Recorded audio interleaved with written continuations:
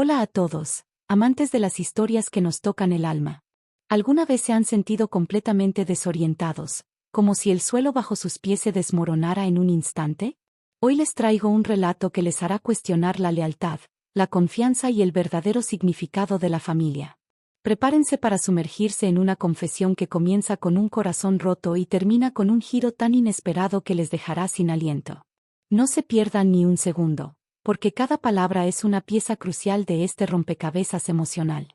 En este rincón de confidencias, donde miles de ecos del alma encuentran su voz, se despliega la desgarradora experiencia de una mujer que, tras 7 años de matrimonio, creyó haber edificado un hogar sobre cimientos sólidos de amor y decencia familiar.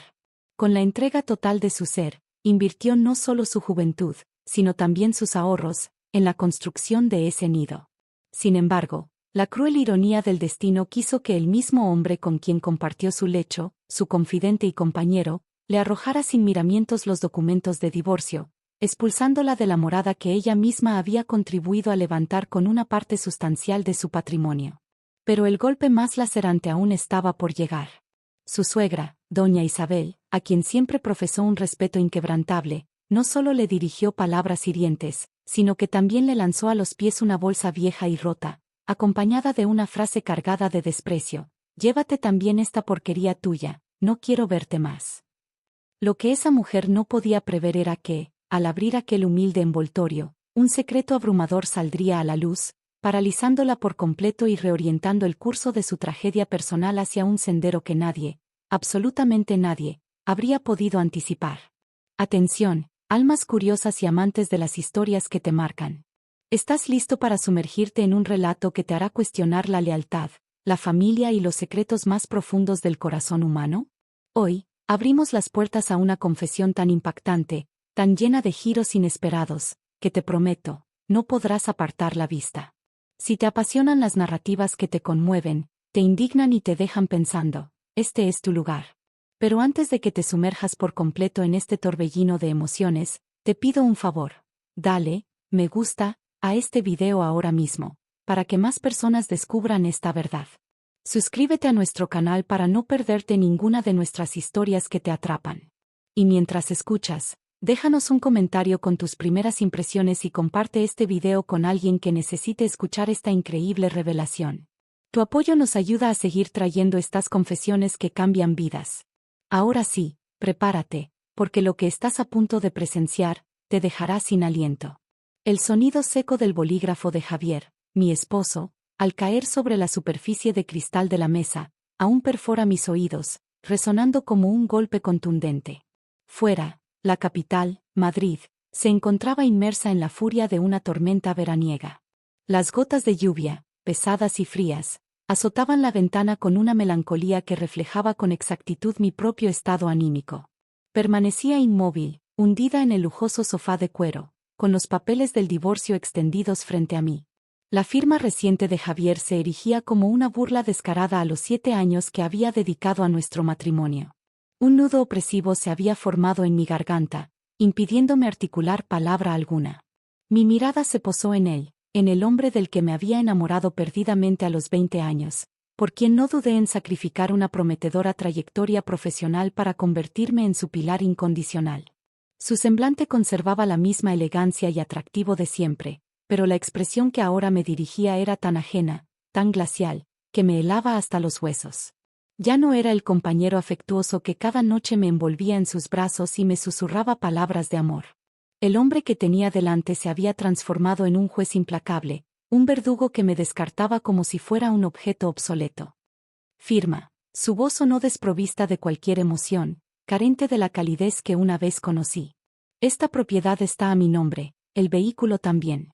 Llegaste sin nada y, por lo tanto, debes marcharte de la misma manera.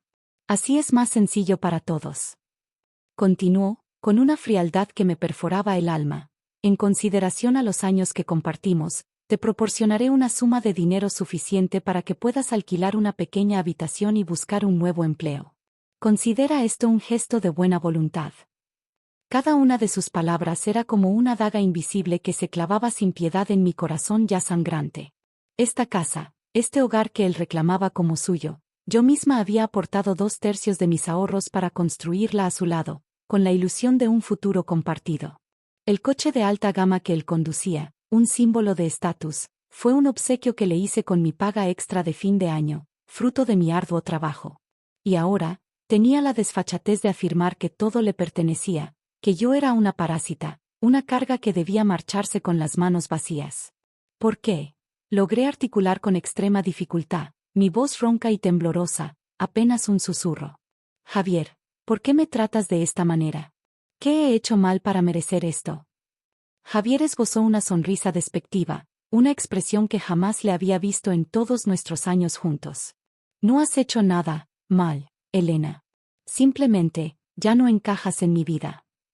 Se levantó con una calma exasperante y se ajustó la corbata de marca, como si estuviera a punto de asistir a una reunión de negocios. Mi hermana Sofía acaba de regresar de Londres. Me ha presentado a personas influyentes, a nuevas oportunidades que prometen transformar mi vida, y en ese nuevo mundo, no hay espacio para una esposa conformista como tú. Alguien que se ha estancado. Así que era eso. Todo por Sofía, la hermana menor a la que había querido con todo mi corazón, a quien le había financiado sus 4 años de estudios en el extranjero, asegurándose de que no le faltara nada. El día que partió, la traté como a mi propia hermana, vaciando mis ahorros para que no tuviera que enfrentar penurias. Y ahora que había regresado, el primer regalo que me ofrecía era una traición tan profunda y dolorosa. En ese preciso instante, la puerta del salón se abrió de golpe, revelando la figura de mi suegra, doña Isabel. Vestía un pijama de seda y sostenía un abanico de papel, con una compostura tan serena como si acabara de dar un tranquilo paseo, en lugar de ser testigo de la implosión de la familia de su propio hijo. Me lanzó una mirada de reojo, luego a los papeles del divorcio sobre la mesa, y su voz aguda resonó con un aire de triunfo apenas disimulado. ¿A qué esperas para firmar? Una mujer estéril como tú, mantenerla en casa solo ocupa espacio. 7 años y ni un solo heredero para esta familia. ¿A qué te aferras, si no tienes nada que ofrecer? Sus palabras cayeron sobre mi dolor como un jarro de agua helada, intensificando la angustia que ya me consumía.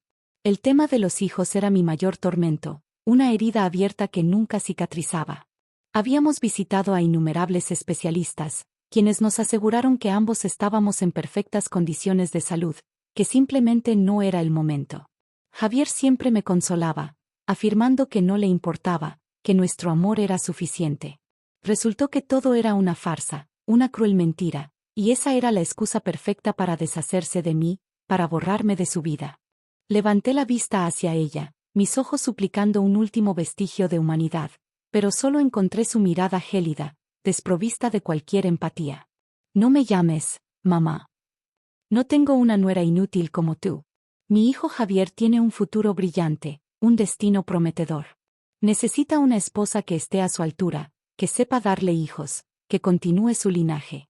No una carga que solo sabe vivir a su costa, una parásita. No pude soportarlo más. El dolor, la indignación y la rabia se acumularon en mi garganta, ahogándome. Me levanté de un salto, las lágrimas brotando incontrolablemente por mis mejillas. ¿Una carga? ¿Dice que soy una carga? ¿Quién aportó la mayor parte del capital para esta casa? ¿De dónde provino el dinero para los estudios de Sofía, su hija? ¿Quién ha cuidado de ustedes cuando estaban enfermos todos estos años, sin pedir nada a cambio? Nunca les he reprochado nada, pero eso no significa que no haya hecho nada, que mi contribución haya sido insignificante. Mi suegra se quedó momentáneamente perpleja ante mi inesperada reacción, pero luego soltó una risa burlona, llena de desprecio. «¡Qué bien hablas! ¿Dónde están las pruebas de todo eso que dices? La escritura de la casa está a nombre de mi hijo. El dinero se lo entregaste voluntariamente a su hermana, como un acto de caridad, y ahora vienes a reclamar. ¡Qué descarada eres!». Se giró hacia su hijo, con una orden implícita en su mirada. «Javier, ¿a qué esperas para echarla? Tenerla aquí un minuto más solo contamina esta casa, la ensucia con su presencia». Como si solo esperara esa orden, Javier se acercó, me agarró del brazo con fuerza y me arrastró sin contemplaciones hacia la puerta. Mi maleta, que ya había preparado en un presentimiento sombrío, yacía abandonada en la entrada.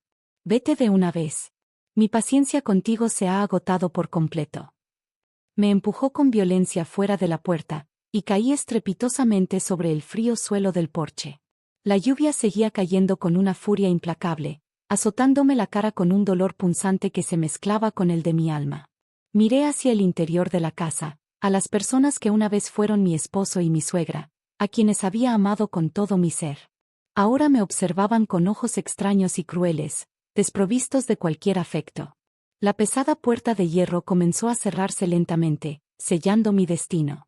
Justo en ese momento, mi suegra salió de la casa con una vieja y rota bolsa de tela en la mano, la misma que yo solía usar para ir al mercado.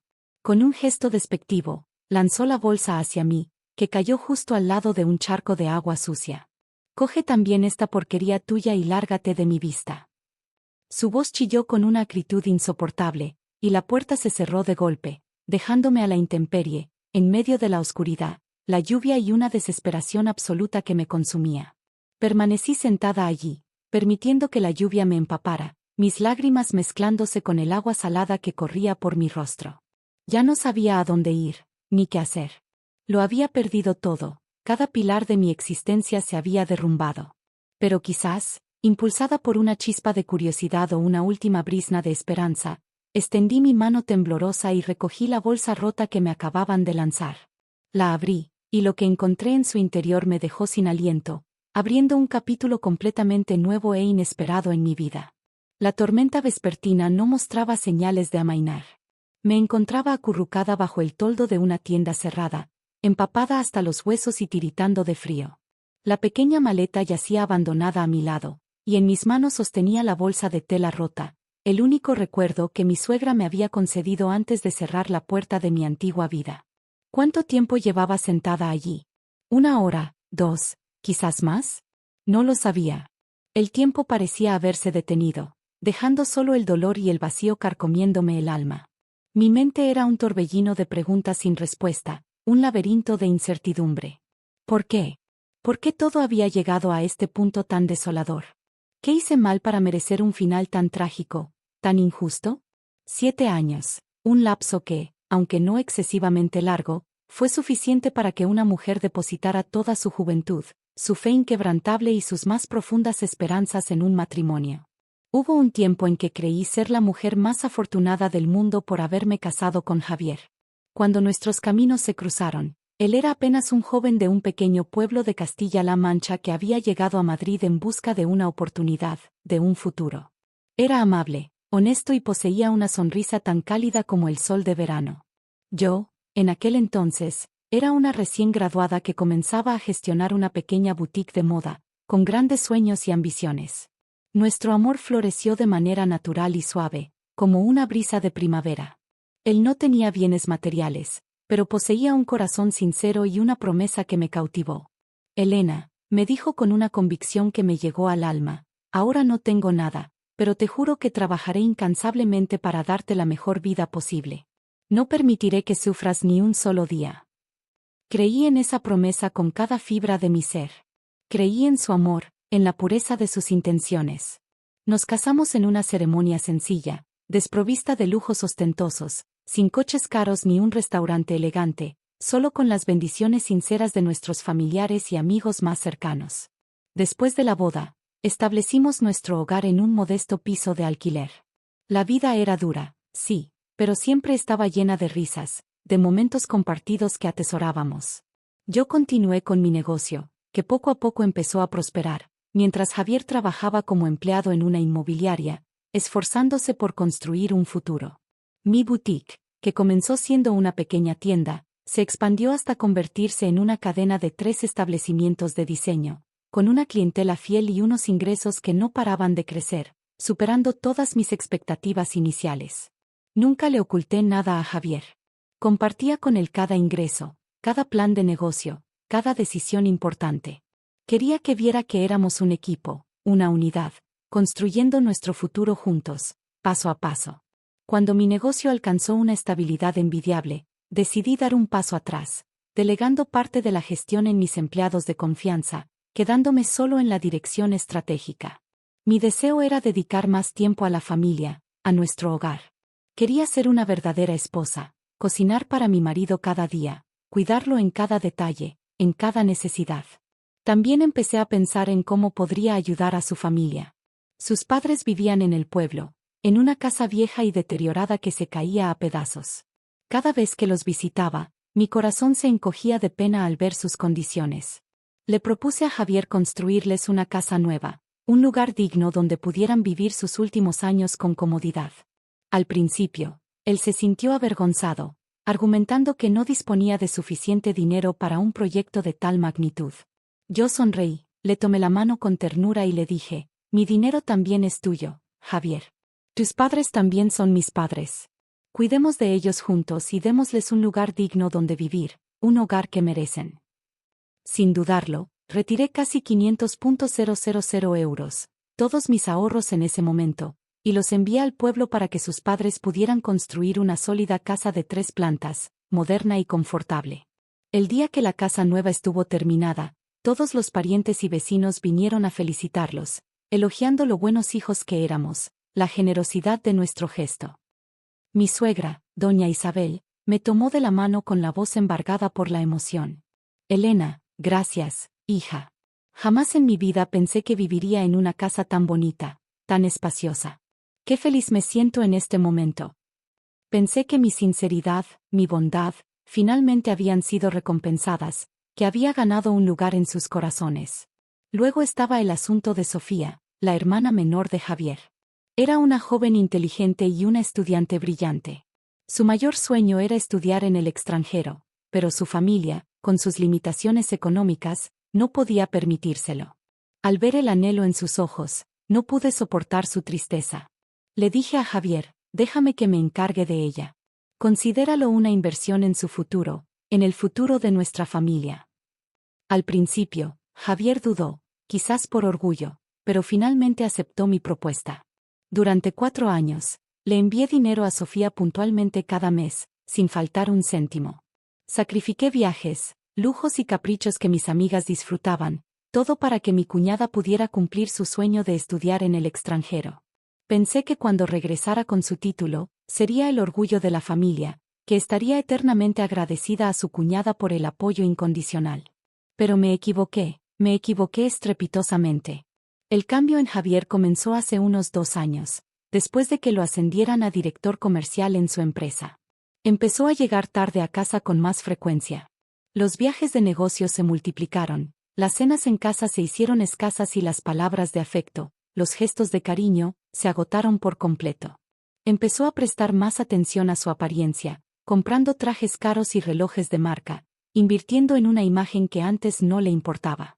Me pregunté si la presión del trabajo lo había transformado, o si su nuevo entorno, su círculo social, lo había alejado del hombre que solía ser. Intenté reavivar la llama de nuestro amor, cocinando sus platos favoritos, vistiéndome mejor en casa, esforzándome por ser más atractiva, pero solo recibía indiferencia, a veces incluso irritación. No me molestes, estoy cansado.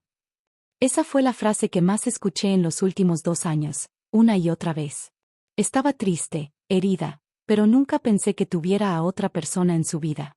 Seguí creyendo ciegamente en nuestro amor, en nuestros 7 años de vida en común, en la solidez de nuestro vínculo, hasta que Sofía regresó. Ella había cambiado por completo. Ya no era la estudiante sencilla y modesta de antes. Regresó con un aspecto sofisticado, a la moda, y con una mentalidad que no podía comprender, una visión del mundo que me resultaba ajena.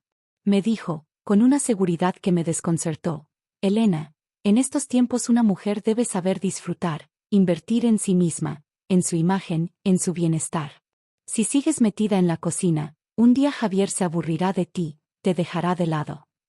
Yo solo sonreí, pensando que bromeaba, sin saber que esa era la primera advertencia, el primer indicio de la tormenta que se avecinaba. Sofía a menudo invitaba a Javier a salir, a clubes nocturnos, a fiestas lujosas que, según ella, eran para ampliar contactos y hacer networking. Al principio, Javier se negaba, pero luego empezó a ir cada vez más. Volvía a casa oliendo a alcohol, con el perfume de otra mujer impregnado en su ropa. Cuando le preguntaba, él solo gritaba, con una furia que me asustaba, no seas paranoica, Elena. Es trabajo, son relaciones sociales, ¿Entiendes?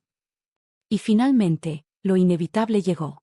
Hoy me desechó con una razón de una crueldad insoportable, una frase que se grabó a fuego en mi memoria: ya no encajas.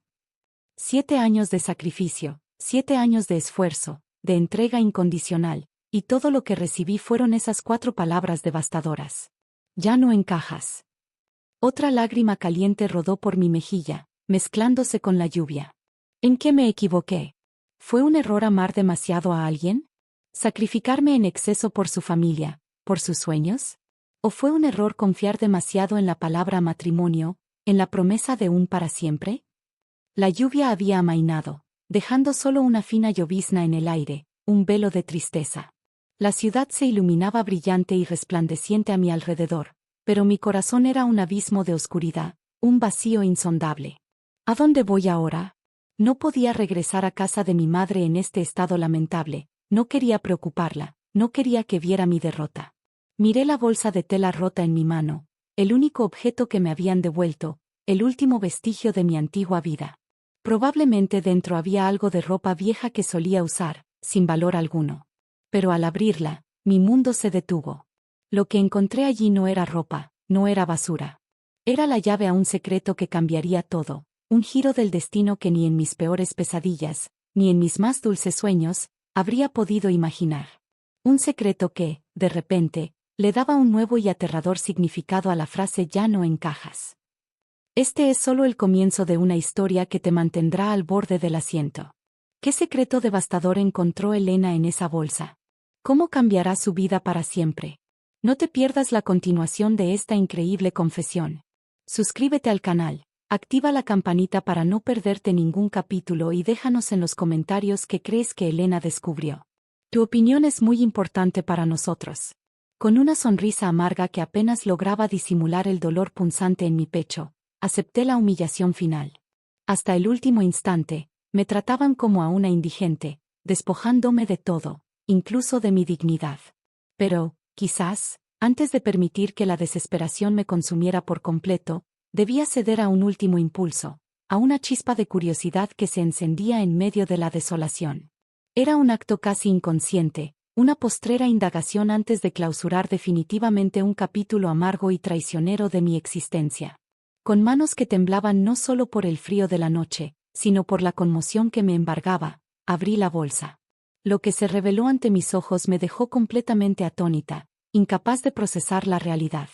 No era simplemente un secreto lo que yacía en el fondo de aquella vieja y raída bolsa de tela, era una verdad tan monumental, tan transformadora, que tenía el poder de reescribir por completo el guión de mi vida.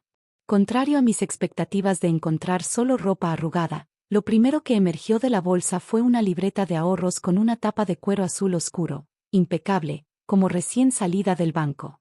La tomé entre mis dedos, aún temblorosos por la gélida lluvia y el impacto emocional. ¿De qué entidad bancaria provenía este objeto? ¿Por qué se encontraba allí, en una bolsa que me había sido arrojada con tanto desprecio? Jamás había poseído una libreta de estas características.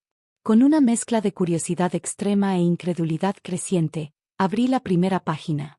Titular de la cuenta, Elena García Sánchez. Era mi nombre, escrito con una claridad inconfundible. Pero fue la cifra que aparecía debajo lo que casi detuvo mi corazón: 20 millones de euros. 20 millones. Me froté los ojos con incredulidad, revisando el número una y otra vez, buscando algún error, alguna ilusión óptica. 20 millones de euros. La magnitud de esa suma fue como una descarga eléctrica que me sacudió de pies a cabeza, disipando de golpe todo el cansancio, el dolor y la desesperación que me habían consumido momentos antes. En su lugar, solo quedaba un estado de asombro y shock tan profundos que me dejaban sin aliento. ¿De dónde había surgido una fortuna tan colosal? ¿Por qué mi suegra, una mujer que siempre me había menospreciado, que contaba cada céntimo y que acababa de humillarme públicamente, pondría una suma tan enorme en esta bolsa y me la entregaría? Era demasiado ilógico, demasiado absurdo para ser verdad. Miles de preguntas se agolpaban en mi mente, formando un torbellino de confusión. ¿Quizás era un error del banco? ¿O acaso se trataba de una nueva trampa, una estratagema aún más cruel que me estaban tendiendo? Con manos aún temblorosas, continué revisando el contenido de la bolsa. Debajo de la libreta de ahorros, encontré un fajo de documentos cuidadosamente resguardados en una funda de plástico transparente. Lo saqué con cautela. Era una escritura de propiedad, pero la dirección no correspondía ni a la casa del pueblo que yo había financiado para los padres de Javier, ni al chalet del que él acababa de expulsarme. La dirección indicaba, con una claridad meridiana, chalet número 27, calle de Velázquez, barrio de Salamanca, Madrid. Era una de las zonas residenciales más exclusivas y prestigiosas de la capital española, un enclave de lujo y opulencia. Y lo que me dejó paralizada una vez más fue que, en la sección del propietario, solo había un nombre impreso de forma nítida e inconfundible: Elena García Sánchez. Junto a la escritura, se encontraban el contrato de compraventa y todas las facturas de pago, con la indicación del liquidado. El chalet había sido adquirido al contado hacía apenas 6 meses, y era, sin lugar a dudas, completamente mío. Mi mente se quedó en blanco, incapaz de procesar la avalancha de información. Toda lógica se desvanecía ante la magnitud de lo que estaba sucediendo.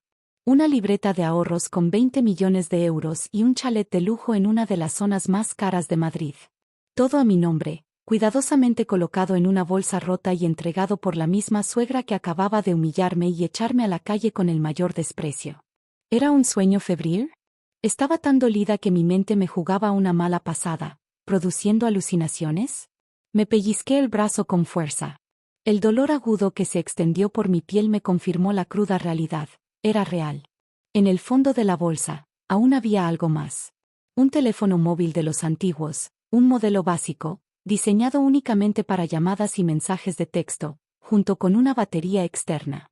Y, sujeto a la parte trasera del teléfono con cinta adhesiva, una carta cuidadosamente sellada, sin ninguna inscripción en el exterior. Mi corazón latía con una fuerza desbocada en mi pecho.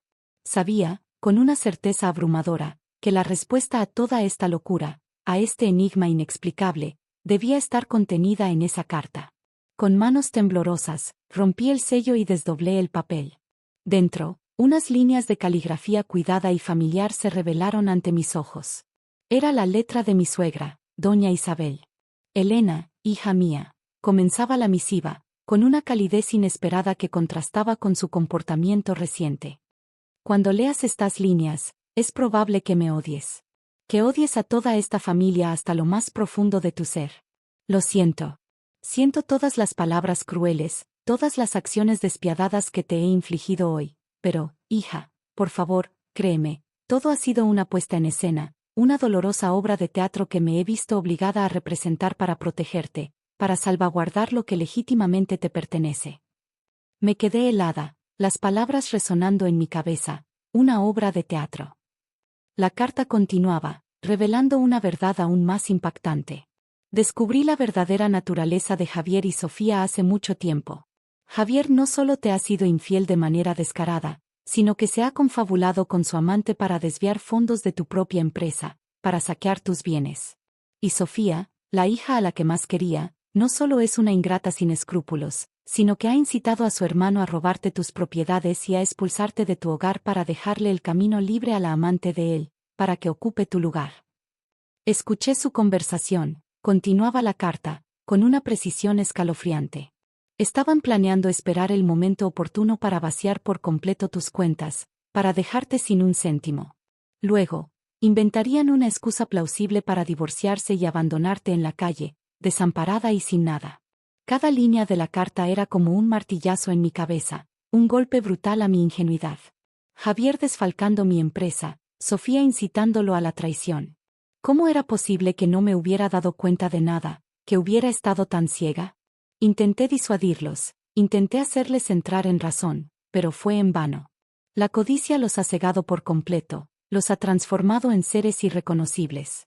Sabía que si me ponía abiertamente de tu lado, si mostraba mi apoyo, se volverían más cautelosos, más astutos, y actuarían con mayor rapidez, acelerando sus planes. No me quedaba otra opción que interpretar el papel de una suegra malvada, de una aliada en su complot, para que bajaran la guardia, para que creyeran que estaba de su parte. Solo así tendría el tiempo necesario para ayudarte en secreto, para construir tu defensa. Los 20 millones de euros son todos los ahorros de mi vida, más el producto de la venta secreta de unas tierras de la herencia familiar que poseía. Lo he puesto todo a tu nombre, Elena, para que tengas un nuevo comienzo. El chalet en el barrio de Salamanca también lo compré con ese dinero, con la intención de que tuvieras un lugar a donde ir, un refugio seguro cuando la tormenta estallara. Sabía que Javier quería quedarse con vuestra casa, con el hogar que construisteis juntos, así que tenía que prepararte una vía de escape más segura, un lugar donde él nunca pudiera alcanzarte. Me aseguré de que todos los papeles de la propiedad estuvieran a tu nombre, de forma irrefutable. Él nunca podrá tocarlos, nunca podrá reclamarlos. Hoy, al expulsarte de la casa, mi corazón se rompía en 1000 pedazos, Elena. Pero tenía que hacerlo. Tenía que dejarles ver que realmente te habías quedado sin nada, que te habían echado en la más absoluta humillación. Solo así se sentirían satisfechos, bajarían la guardia y mostrarían su verdadera cara, sus intenciones más oscuras. Esto es una partida de ajedrez, hija, y tenemos que ganarla. Este teléfono es para que nos comuniquemos en secreto. No uses tu antiguo móvil, podrían tenerlo intervenido, vigilado. Sigue interpretando el papel de una mujer lamentable, abandonada por su marido, sin un céntimo. Deja que continúen con su obra, con su farsa. Yo te ayudaré a reunir todas las pruebas de sus crímenes, de sus engaños. Cuando llegue el momento, les daremos el golpe de gracia. Hija, sé fuerte. La obra no ha hecho más que empezar. Con amor, mamá. Doblé la carta, mis ojos anegados en lágrimas. Pero esta vez, no eran lágrimas de dolor o desesperación, sino de una emoción abrumadora, de gratitud profunda y de una esperanza que renacía de las cenizas de mi antigua vida. Mi suegra, la mujer que yo creía cruel, fría y despiadada, resultó ser quien más me amaba y protegía, quien había orquestado un plan maestro para salvarme. No eligió el enfrentamiento directo, un camino que habría sido más fácil para ella, sino uno más espinoso, más doloroso, aceptando ser la villana de la historia para protegerme desde la sombra. Un plan tan audaz, un sacrificio tan inmenso, me dejó sin palabras. Volví a mirar la libreta de ahorros y la escritura de la propiedad. Ya no eran simples bienes materiales, eran símbolos de amor, de confianza, el arma secreta que mi suegra me había entregado para luchar. Me sequé las lágrimas con determinación. Mi mirada se volvió firme y afilada, reflejando una nueva resolución. No me derrumbaré. No permitiré que el sacrificio de mi suegra sea en vano. Continuaré esta obra, esta farsa, actuaré hasta el telón final. Javier, Sofía, disfrutad mientras podáis, porque vuestro tiempo de felicidad, de impunidad, se está acabando. La carta de mi suegra fue como un soplo de aire fresco que reavivó la llama de la esperanza y la voluntad de luchar dentro de mí, transformándome de víctima en estratega. Ya no era una víctima lamentable, acurrucada bajo la lluvia, esperando el fin. Tenía un objetivo claro, un plan meticuloso y, lo más importante, una aliada increíblemente fuerte y sabia.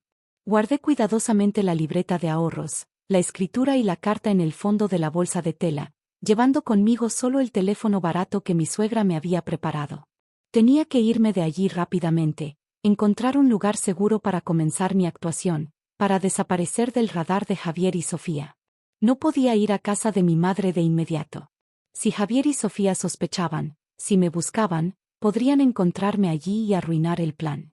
Necesitaba un lugar temporal, un escondite que nadie pudiera imaginar, un sitio completamente ajeno a mi círculo social.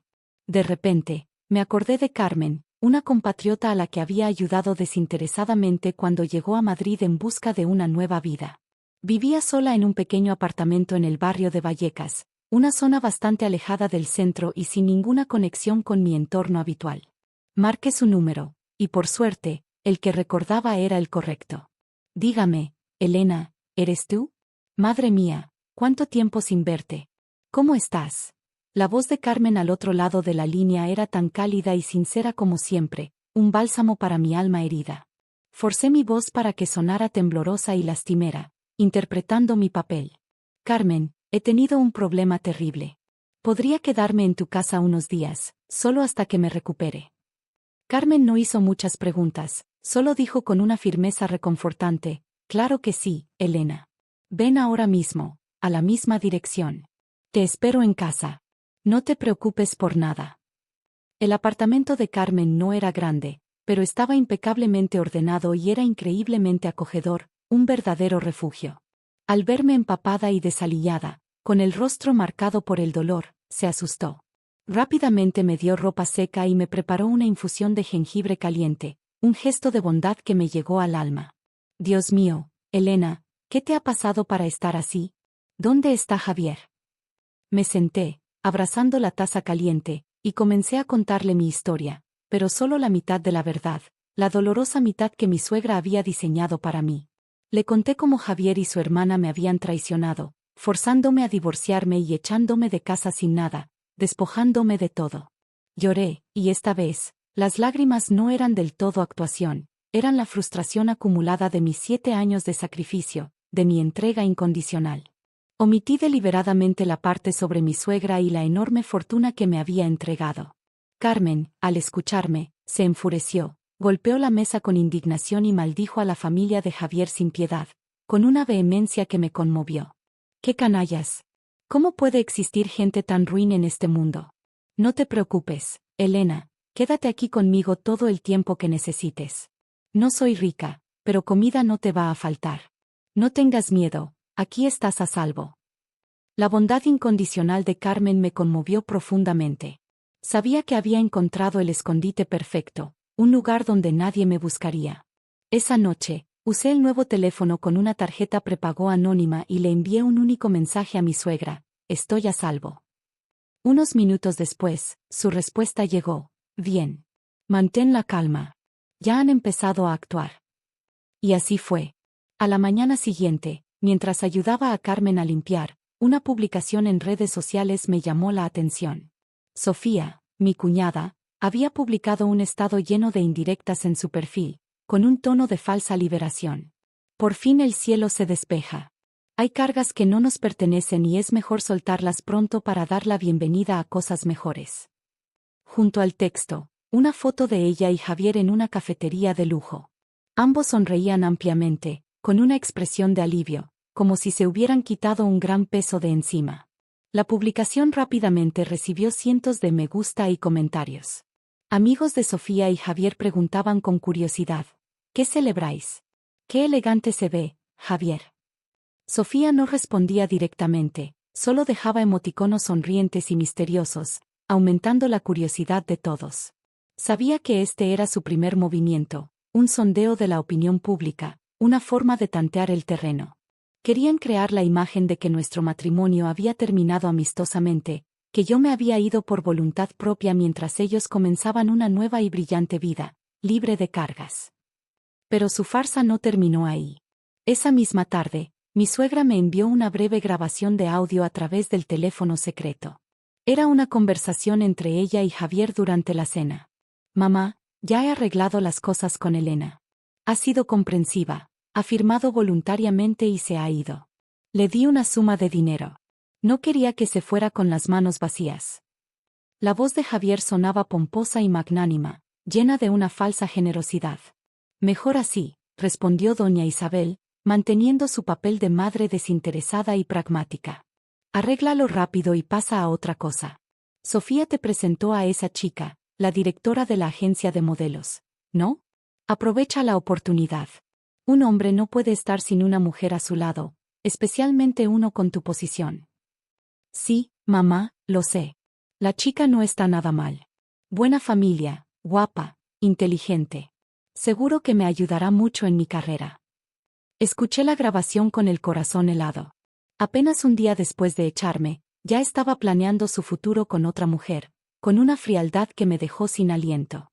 Y mi suegra, su actuación era magistral, digna de un Oscar. Había sacado el tema hábilmente para que Javier revelara sus planes, para que mencionara a la directora de la agencia de modelos. Así que esa era la oportunidad para cambiar de vida de la que hablaba Sofía. Mi matrimonio ni siquiera había terminado oficialmente, y ya estaban despejando el camino para otra mujer, una mujer más adecuada, con mejor posición social, con más potencial para su ambición. Esa noche no pude dormir. No paraba de pensar en lo que mi suegra había escrito en la carta: Javier se ha confabulado con su amante para desviar fondos de tu propia empresa. Mi empresa, aunque la había delegado en mis empleados de confianza, Requería mi firma para todas las decisiones financieras importantes y transacciones grandes. ¿Cómo podría Javier desviar dinero sin mi consentimiento, sin mi conocimiento? A menos que hubiera un topo, a menos que alguien dentro de mi propia empresa le estuviera ayudando activamente. Un nombre apareció de repente en mi mente, haciéndome sudar frío: Marta, mi jefa de contabilidad. Marta era una mujer callada, meticulosa, que llevaba 5 años trabajando conmigo. Confiaba plenamente en ella, le había encomendado toda la contabilidad y las finanzas de mis boutiques, un puesto de máxima confianza. Pero recordé que recientemente había oído a los empleados cotillar sobre que Marta se había comprado un apartamento de lujo, algo que parecía imposible con su sueldo. En ese momento, pensé que su familia tendría dinero, que quizás había recibido una herencia, y no le di mayor importancia. Pero ahora, todo parecía increíblemente sospechoso, una pieza que encajaba de forma inquietante en el rompecabezas. Inmediatamente encendí mi portátil, que había logrado llevar conmigo, y entré en el sistema de gestión interna de la empresa. Fui a la sección de finanzas y revisé todas las transacciones de los últimos 6 meses con una urgencia creciente. Mi corazón latía con fuerza, presintiendo lo peor. Revisé con meticulosidad cientos de transacciones, una por una, en la pantalla de mi portátil. Al principio, nada parecía salirse de lo normal. Todos los gastos estaban respaldados por facturas y recibos aparentemente válidos, perfectamente en orden. Sin embargo, mi mirada se detuvo en una serie de pagos recurrentes, bajo el concepto de costes de marketing estratégico, dirigidos a una consultora con un nombre peculiar, Estrella Ascendente SL. Los montos no eran exorbitantes, apenas unos pocos miles de euros en cada ocasión, pero la regularidad mensual de estos desembolsos me pareció extraña. Lo más desconcertante era que jamás había oído hablar de esa empresa, ni recordaba haber aprobado ninguna estrategia de marketing relacionada con ella. Con una punzada de inquietud, busqué Estrella Ascendente SL en Internet. El resultado me dejó completamente atónita, con el aliento contenido.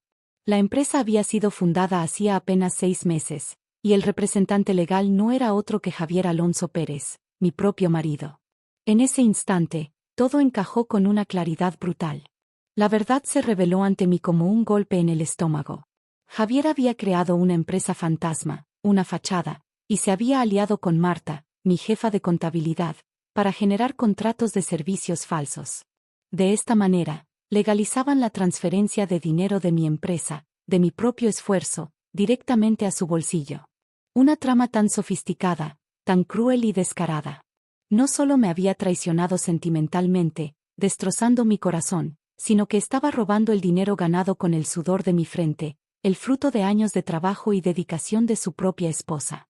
Me senté frente al ordenador, mis manos apretadas con tanta fuerza que mis nudillos se pusieron blancos, casi transparentes.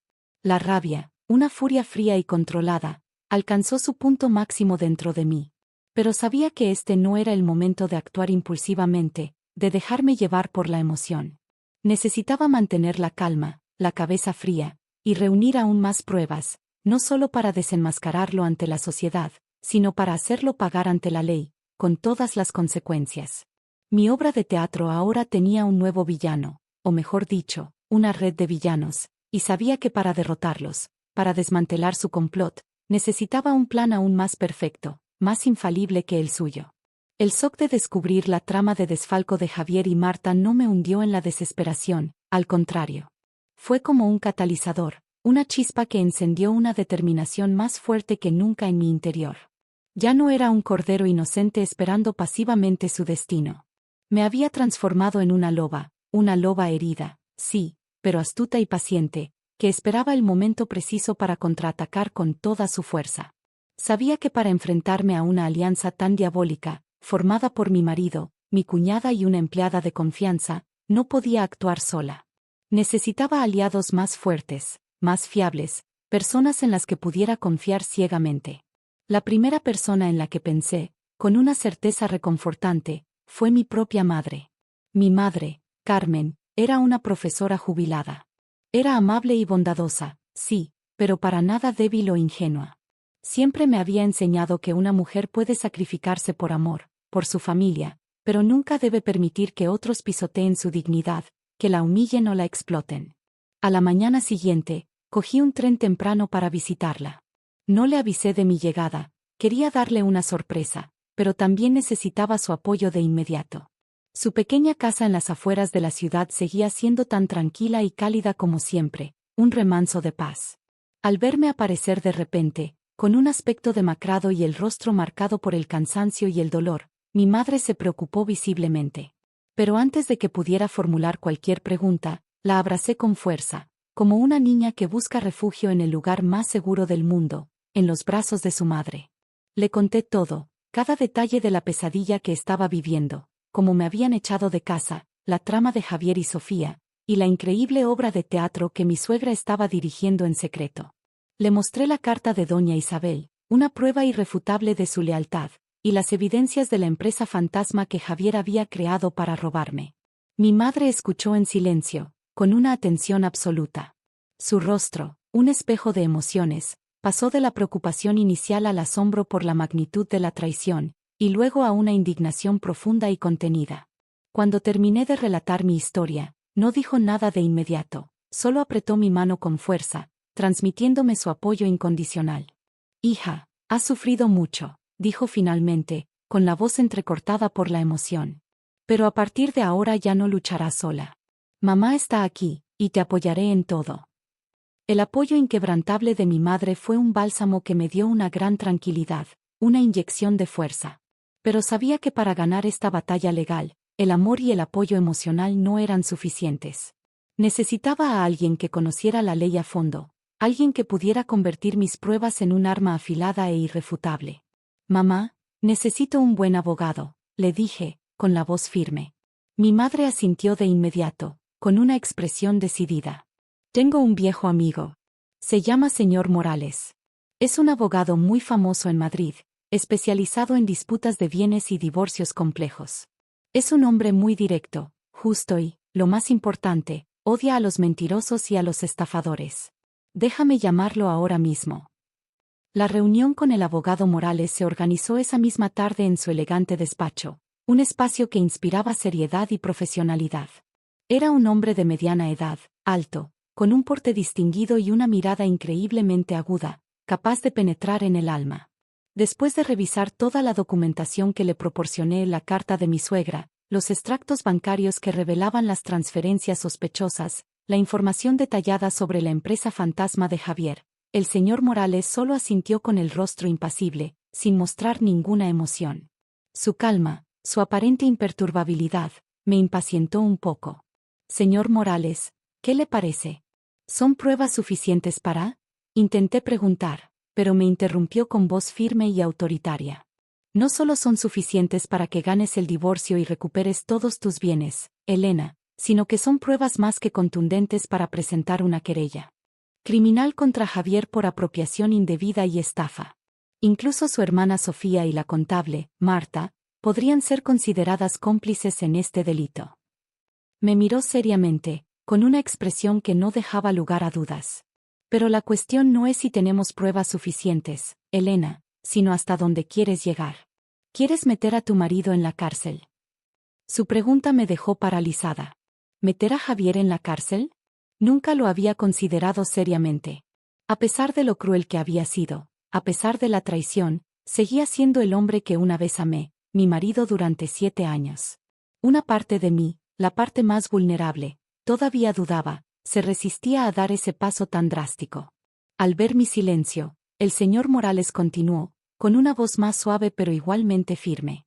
«Elena, entiendo cómo te sientes, entiendo tu conflicto interno, pero debes recordar que la piedad malentendida, la compasión fuera de lugar, es una crueldad hacia ti misma. Alguien que ya no siente nada por ti, que te ha engañado, te ha robado el fruto de tu trabajo y ha pisoteado tu dignidad, no merece tu consideración ni tu perdón. Esta batalla no es solo para recuperar lo que es tuyo, para hacer justicia por ti, sino para evitar que sigan engañando a otras mujeres, para que no destruyan más vidas». Las palabras del abogado iluminaron los rincones oscuros de mi mente, disipando las últimas sombras de duda. Tenía razón. No podía ser débil en este momento crucial. Si perdonaba a Javier, si le permitía salirse con la suya, sería como tolerar el mal, como ser cómplice de su impunidad. Entiendo, levanté la cabeza, mi mirada se volvió decidida, llena de una nueva fuerza. Quiero que todo se resuelva según la ley.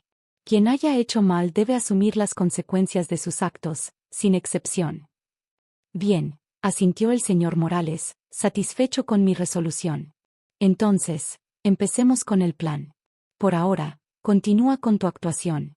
Muéstrate lamentable, desesperada, una víctima. Cuanto más lo hagas, más confiados se volverán ellos, más bajarán la guardia. Mientras tanto, yo reuniré discretamente más pruebas, especialmente testimonios de empleados de tu empresa, para fortalecer el caso y hacerlo irrefutable. No atacaremos de inmediato, continuó el abogado, delineando la estrategia. Esperaremos el momento perfecto, cuando menos se lo esperen, para dar el golpe definitivo, el golpe de gracia. Salí del despacho del abogado sintiéndome completamente segura, con una claridad mental que no había tenido en días. Tenía un plan claro, una estrategia definida, y un equipo de apoyo. Ya no era un pequeño barco a la deriva en el océano de la desesperación. Tenía un faro que me guiaba y un capitán experto al timón. Regresé al apartamento de Carmen y continué con mi papel de mujer hundida. Me dejé ver más demacrada, comiendo y durmiendo poco, pasándome el día con la mirada perdida, como si el mundo se hubiera derrumbado a mi alrededor. Carmen me miraba con pena y no dejaba de animarme, de ofrecerme consuelo. Sabía que su preocupación era sincera y genuina, pero no podía contarle la verdad completa. Cuanta menos gente supiera de la obra de teatro, más segura sería la ejecución del plan.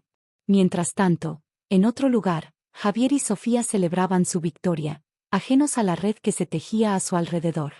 Mi suegra me mantenía informada de cada uno de sus movimientos. Javier había hecho pública su relación con la modelo, exhibiéndola sin pudor.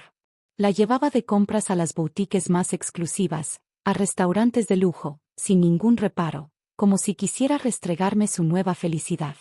Sofía, por su parte, no paraba de presumir en redes sociales de ropa de marca, viajes exóticos y una vida de opulencia, todo financiado por su querido hermano. Estaban ebrios de éxito, de una falsa victoria, sin saber que una red invisible se estaba tejiendo y cerrando lentamente a su alrededor, una trampa de la que no podrían escapar. Leía los mensajes de mi suegra, veía las fotos de Javier y Sofía, y mi corazón ya no se alteraba con dolor o rabia. Solo sentía una profunda lástima por ellos. Estaban bailando felizmente al borde del abismo, sin darse cuenta de la caída inminente. Mi actuación continuaba, perfeccionándose cada día. Cada jornada interpretaba a la perfección el papel de una mujer fracasada, digna de lástima, completamente derrotada. No contacté con Javier ni mostré ninguna señal de resistencia, de lucha. Mi silencio, mi aparente rendición, hizo que él y su familia bajaran la guardia por completo. Creyeron que había aceptado mi destino, que me había rendido sin luchar, y eso era exactamente lo que quería. Los necesitaba confiados, arrogantes, para que cuando actuara, cuando el telón final cayera, no tuvieran tiempo de reaccionar, de defenderse. Una noche, mientras estaba sola en mi habitación, el teléfono secreto vibró. Era un mensaje de mi suegra. Sofía va a celebrar su cumpleaños. Planea una gran fiesta en el hotel más lujoso de la ciudad para presentar a su nuevo novio y reafirmar su estatus social. Javier pagará todo. Una idea brillante, audaz, cruzó mi mente como un relámpago. Este era el momento que había estado esperando. Una gran fiesta, con todos los amigos y socios de Javier y Sofía presentes. El escenario perfecto para bajar el telón de esta obra de engaños y traiciones. Sonreí. Una sonrisa fría, llena de determinación, en la oscuridad de la habitación. Gracias, Sofía, por darme una oportunidad tan buena. Tu fiesta de cumpleaños será, sin duda, un recuerdo inolvidable para todos. El plan para el regalo especial de cumpleaños de Sofía comenzó a tomar forma en secreto entre el abogado Morales y yo. El tiempo era escaso, apenas 2 semanas, pero con las pruebas que teníamos y la estrategia definida, estábamos seguros de que podíamos provocar un verdadero terremoto en sus vidas. Lo primero era confirmar los detalles de la fiesta. Llamé a mi suegra, manteniendo mi tono débil y lastimero, como si aún estuviera hundida en la desesperación. Mamá, he oído que el próximo fin de semana es el cumpleaños de Sofía. La voz de doña Isabel al otro lado sonaba tan fría como siempre, pero pude detectar un matiz de satisfacción apenas disimulado. Sí, piensa hacerlo a lo grande. Ha invitado a cientos de personas en el Hotel Palace, el más exclusivo. Su novio es de buena familia, tiene que quedar bien. Javier la apoya en todo, se está encargando de la organización de la A a la Z. Vaya, respondí en un susurro, fingiendo tristeza y resignación. ¿Puedo ir, mamá? Al fin y al cabo, es mi cuñada. Mi suegra soltó una risa seca, llena de desprecio. ¿Para qué vas a venir, Elena? ¿Para que la gente te mire y murmure? Quédate en casa y déjanos en paz. No eres bienvenida. Colgué el teléfono y sonreí. Todo iba según lo previsto. Cuanto menos quisieran que apareciera, más impactante sería mi llegada, más resonaría mi presencia. Mientras tanto, el abogado Morales se puso en marcha con una celeridad impresionante. Envió un requerimiento oficial a mi empresa, solicitando en mi nombre, es decir, en el nombre de la directora que aún era yo legalmente, que la dirección colaborara proporcionando todos los libros contables y facturas del último año para la liquidación de bienes del divorcio. Por supuesto, esto era solo una maniobra de distracción, una farsa dirigida específicamente a Marta, la jefa de contabilidad, para ponerla en alerta. Al recibir el requerimiento, convoqué una reunión urgente, invitando a Marta y a otros jefes de departamento. Interpreté a la perfección el papel de una jefa debilitada, preocupada e impotente, al borde del colapso. Dije que los abogados de mi marido me estaban presionando, que sospechaban de irregularidades financieras en la empresa, lo cual era una verdad a medias. Marta, por favor, revísalo todo con cuidado, le dije, mirándola directamente a los ojos con voz suplicante, casi implorante. Confío en ti ciegamente, pero los abogados de Javier son muy agresivos. Si encuentran cualquier error, cualquier irregularidad, no solo yo, sino toda la empresa tendrá serios problemas legales. Marta, como esperaba, pareció nerviosa, su rostro se tensó, pero intentó mantener la calma y la compostura. Asintió y prometió revisar todo minuciosamente.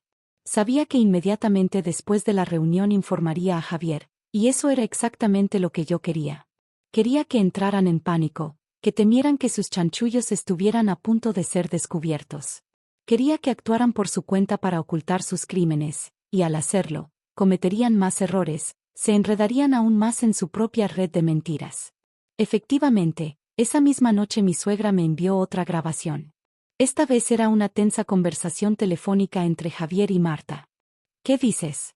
Que los abogados de tu mujer quieren auditar las cuentas. La voz de Javier sonaba alterada, con un matiz de pánico. La voz de Marta, por su parte, era un manojo de nervios, casi al borde del llanto. Estamos perdidos, Javier. ¿Y si descubren los contratos con estrella ascendente? Cálmate. La voz de Javier también sonaba preocupada, pero intentaba tranquilizarla con una falsa seguridad. Todos los documentos son legales, Marta. Solo tienes que decir que fueron campañas reales, que se ejecutaron. Elena no sabe nada de marketing, ¿qué va a comprobar? Pero ni peros ni nada. Ahora haz lo que te digo. Con la excusa de la limpieza de fin de año, destruye todas las copias físicas de esos contratos y borra también los datos del ordenador. Que no quede ni rastro. Hazlo. Del resto me encargo yo. Cuando esto acabe, te recompensaré generosamente. La grabación terminó. Me quedé en silencio, un profundo asco me invadió el alma. No solo eran ladrones, sino que ahora estaban planeando destruir pruebas, obstruir la justicia. Pero no sabían que todos sus movimientos estaban siendo observados, grabados, cada paso en falso documentado. El abogado Morales sonrió al escuchar la grabación. Excelente, dijo con satisfacción. La destrucción de pruebas es un agravante muy valioso ante un tribunal, Elena. Esto fortalece aún más nuestro caso. Ahora solo tenemos que esperar a la fiesta, añadió, con una mirada de anticipación. Los días siguientes seguí interpretando mi papel de mujer hundida, de víctima. No fui a la empresa, alegando problemas de salud y delegando todo en mis jefes de departamento, lo cual era una estrategia calculada. Sabía que Marta estaba aprovechando la oportunidad para llevar a cabo su plan de destrucción de pruebas, y yo, en secreto, había instalado un software de recuperación de datos remoto en el servidor de la empresa. Cada acción de borrado o modificación que ella realizaba quedaba registrada, almacenada, lista para ser recuperada en el momento oportuno. Mientras tanto, Javier y Sofía seguían ocupados, inmersos en los preparativos de su fiesta del siglo, ajenos a la tormenta que se avecinaba. No tenían ni idea de que no era una fiesta de cumpleaños, sino un juicio público donde todos sus pecados, sus engaños y sus crímenes serían expuestos sin piedad. Yo también empecé a prepararme para mi aparición estelar. No necesitaba comprar ropa nueva ni maquillarme de forma llamativa o extravagante. Mi arma no era mi belleza superficial, sino la verdad, la justicia.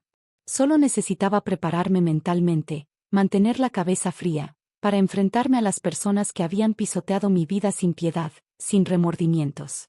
Contacté con algunos amigos cercanos, aquellos que nos habían visto a Javier y a mí desde el principio de nuestra relación, y los invité a un evento especial el sábado por la noche en el Hotel Palace.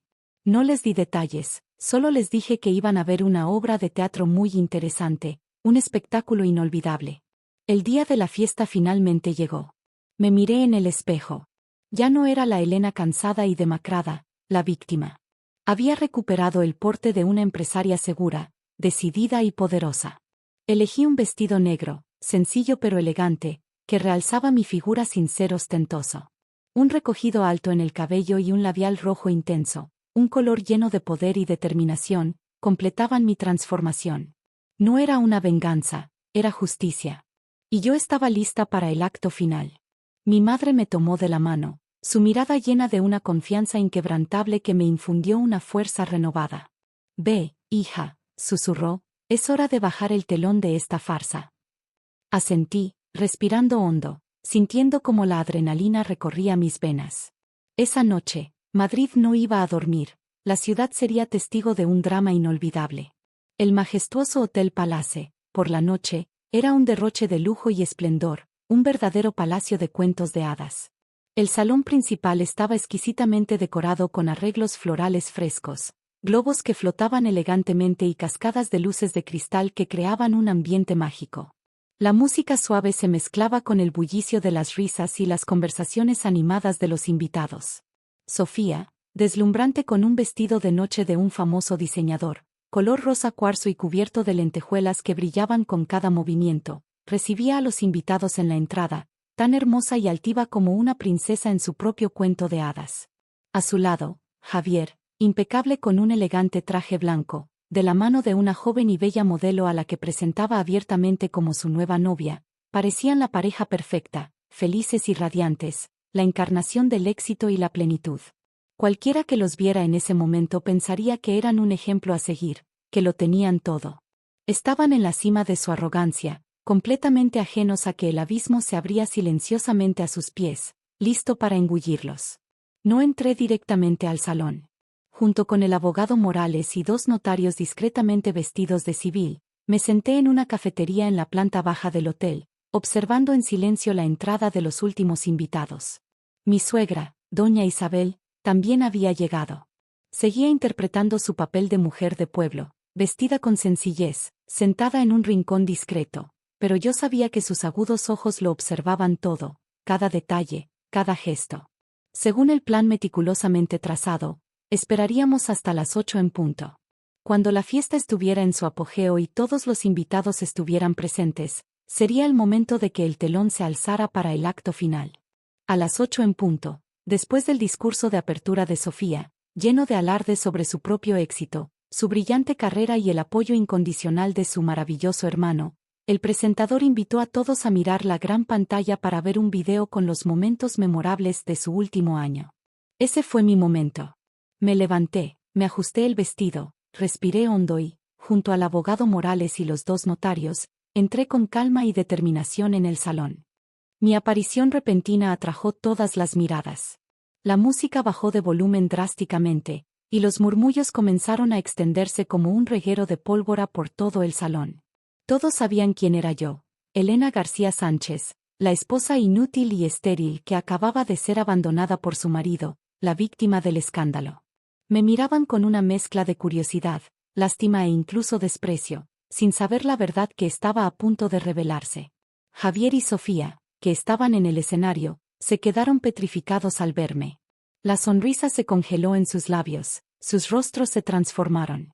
El semblante de Sofía pasó de radiante a pálido, mientras que Javier balbuceaba, incapaz de articular palabra alguna. «Elena, ¿qué haces aquí?», logró gritar finalmente, con una mezcla de sorpresa y furia. No le respondí. Solo sonreí, una sonrisa amplia y radiante, llena de una confianza inquebrantable, y subí directamente al escenario, tomando el micrófono de las manos del desconcertado presentador. «Disculpen por interrumpir la fiesta», mi voz sonó clara, potente y resonó por todo el salón, captando la atención de cada persona presente. «Soy Elena García Sánchez, la esposa legal del señor Javier Alonso Pérez». Pasé la vista por el público, deteniéndome en rostros familiares, amigos y socios que habían trabajado conmigo, que me conocían. Hoy, en un día tan feliz para mi cuñada, también tengo un pequeño regalo, un video especial que quiero dedicarle a ella y a su querido hermano. Consideradlo mi felicitación por este nuevo capítulo en sus vidas. Dicho esto, hice una señal al técnico de video que el abogado Morales había preparado de antemano. Las luces del salón se apagaron, dejando solo la luz de la gran pantalla, que se convirtió en el foco de todas las miradas. El video comenzó. No eran las imágenes glamurosas de Sofía que todos esperaban, sino una foto de la vieja casa del pueblo antes de ser renovada, con el texto sobreimpreso, donde comienza una historia. A continuación, aparecieron ampliados una serie de extractos bancarios, mostrando claramente el nombre del remitente, Elena García Sánchez, y los destinatarios, Javier Alonso Pérez y Sofía Alonso Pérez, con cifras que sumaban cientos de miles de euros. Un subtítulo apareció en la pantalla, con una ironía mordaz: «Dinero para construir la casa de los suegros, dinero para los 4 años de estudios de la cuñada en Londres, todo de una esposa, parásita». El salón empezó a agitarse, los murmullos crecían, transformándose en exclamaciones de asombro e indignación. Los rostros de Javier y Sofía pasaron del blanco pálido al morado intenso, la vergüenza y la furia luchando por el control. El video continuó, mostrando capturas de pantalla de las transacciones fraudulentas entre mi empresa y la empresa fantasma de Javier, Estrella Ascendente S.L. Contratos falsos, facturas fraudulentas, todo se proyectaba con una claridad meridiana, irrefutable. El siguiente texto apareció en la pantalla, como una sentencia: «Y así es como un maravilloso marido responde a la generosidad, desfalcando casi 1 millón de euros del dinero de su esposa para mantener a su amante». La pantalla cambió, mostrando una serie de fotos de Javier y la modelo, abrazados y en actitud íntima en varios lugares, desde restaurantes de lujo hasta hoteles exclusivos, imágenes que no dejaban lugar a dudas sobre su infidelidad. «Apaga eso, apaga esa basura ahora mismo», gritó Javier, intentando subir al escenario, con el rostro descompuesto, pero ya era demasiado tarde. El abogado Morales y los 2 notarios le bloquearon el paso con firmeza. El video siguió. Esta vez era la grabación de la conversación entre Javier y Marta, planeando la destrucción de pruebas. Sus voces sonaban nítidas, innegables, resonando por todo el salón. «Bórralo todo, que no quede ni rastro». El salón estalló en un caos de gritos, abucheos e insultos por todas partes. La gente se giró para mirar a Javier y Sofía con incredulidad, asco y desprecio. La modelo, la nueva novia de Javier, estaba atónita, con el rostro pálido como la cera, dándose cuenta de que era solo un peón en su juego de engaños. El video terminó con la imagen de los papeles del divorcio que Javier me había arrojado, con la mísera compensación económica y la exigencia de que me fuera sin nada. El último texto apareció en la pantalla como una sentencia inapelable: «La justicia puede tardar, pero siempre llega». Las luces del salón se encendieron de golpe, y el caos se desató por completo. Gritos, el llanto histérico de Sofía, los insultos de los invitados que se sentían engañados y manipulados. Los periodistas, a quienes habíamos avisado discretamente, se abalanzaron sobre el escenario, apuntando sus cámaras a Javier y Sofía, acribillándolos a preguntas. «Señor Alonso, ¿cómo explica estas pruebas de fraude? Señorita Alonso, ¿estaba usted al tanto de las actividades fraudulentas de su hermano y las instigó?». La fastuosa fiesta de cumpleaños se había transformado en un juicio público, una tragicomedia donde los 2 protagonistas, Javier y Sofía, recibían el veredicto implacable de todos los presentes. En medio de la confusión, Dejé tranquilamente el micrófono y bajé del escenario, con la cabeza bien alta. Mi suegra, doña Isabel, me esperaba allí. Me tomó de la mano. Su mirada era una mezcla de compasión por el dolor ajeno y un inmenso orgullo por mi fortaleza. Vámonos, hija. La obra ha terminado. Asentí, y junto a mi suegra, salí con calma del salón, dejando atrás las cenizas de la mentira, la codicia y la traición. No necesité mirar atrás. Sabía que a partir de esa noche, las vidas de Javier y Sofía nunca volverían a ser las mismas. La tormenta que desaté en el Hotel Palace tuvo un impacto mucho mayor de lo que había imaginado.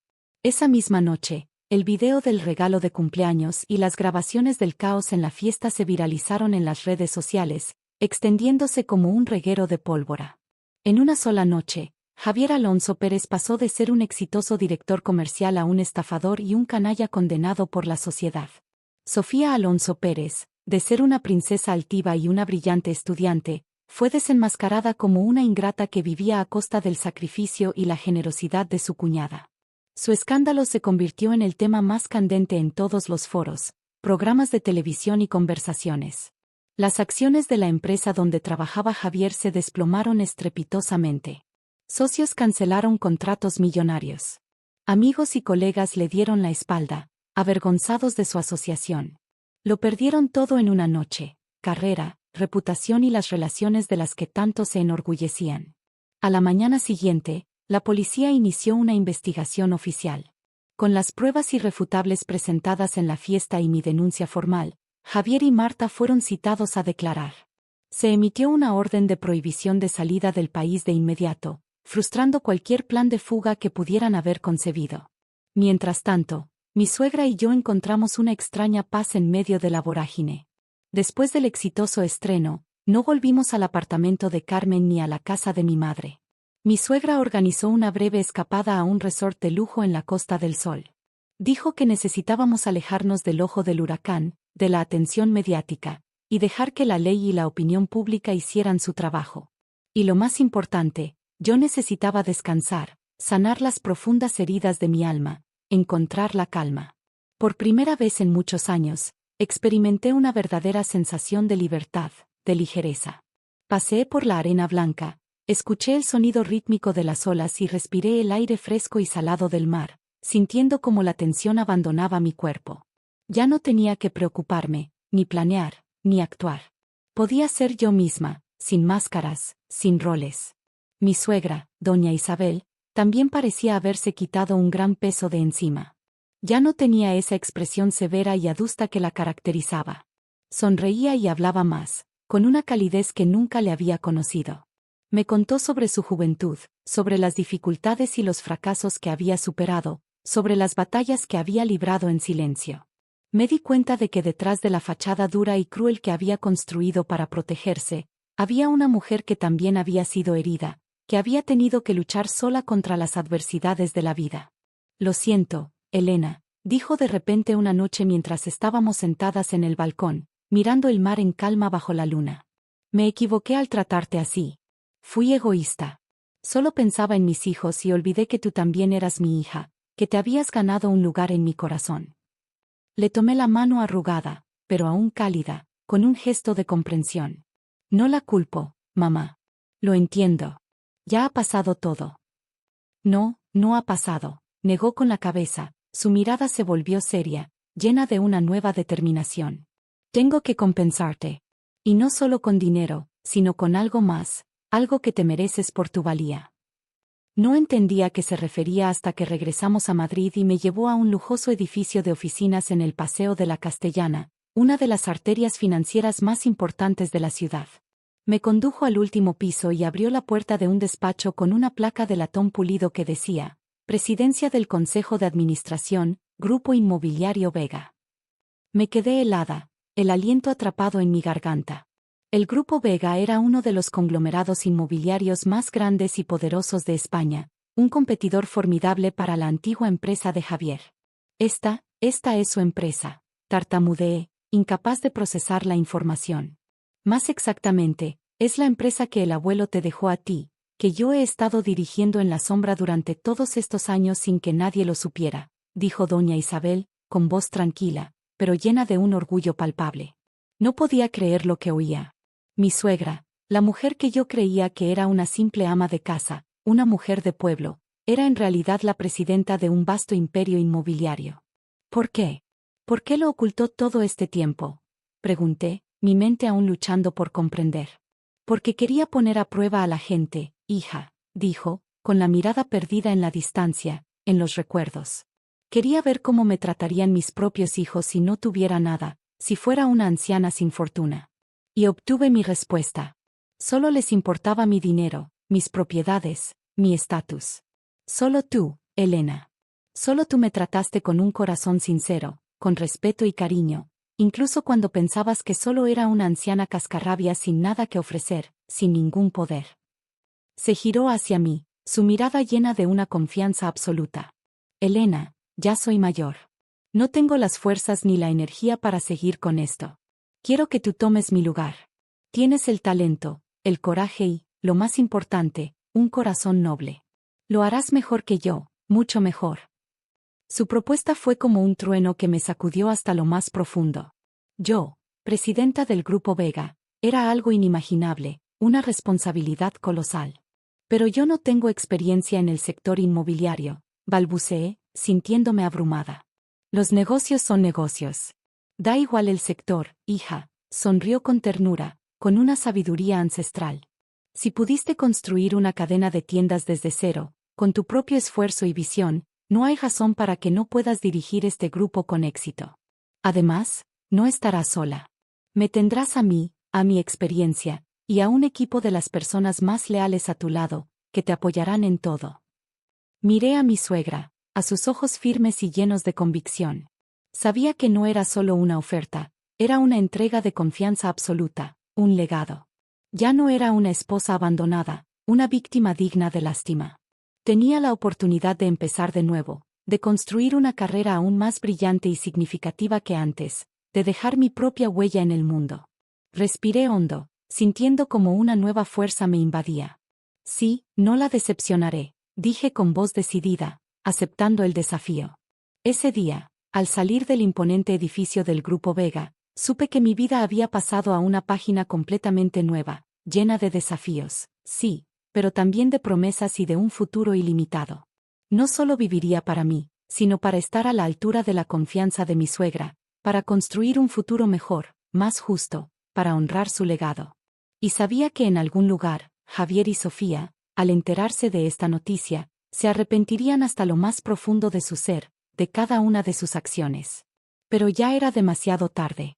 Ellos mismos habían destruido todo lo que tenían, su avaricia los había cegado. La noticia de que Elena García Sánchez, la esposa abandonada en el escándalo de Javier Alonso, se convertía de la noche a la mañana en la nueva presidenta del Grupo Vega, causó una conmoción aún mayor que el escándalo en el hotel.